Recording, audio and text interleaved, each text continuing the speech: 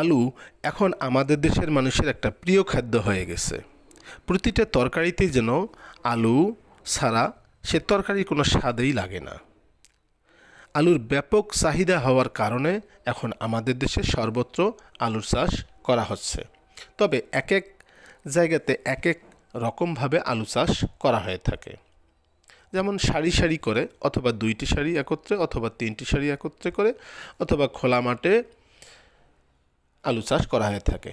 এছাড়াও আরও বিভিন্ন পদ্ধতিতে করা হয়।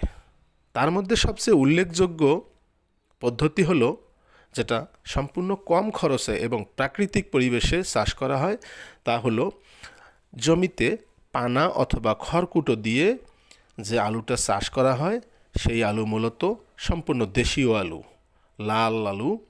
এটা খেতে যেমনই সুস্বাদু, তেমনি বাজারে চাহিদাও বেশি এবং এটা সবচেয়ে দামও বেশি। এই আলু চাষের সময় সার, প্রয়োজনীয় সার দেওয়া হয়। পরবর্তীতে আর সার এবং পানির দেওয়ার কোনো সেখানে সুযোগ থাকে না। শুধুমাত্র ঔষধ ছাড়া আর কোনো কিছু দেওয়া হয় না। তুলনামূলকভাবে এই পদ্ধতিতে আলু চাষ করলে অনেক কৃষক লাভবান হয়। তাই আপনারা এই পদ্ধতিতে আলু চাষ করতে পারেন, এতে করে খরচ কম হবে, লাভবান হবেন।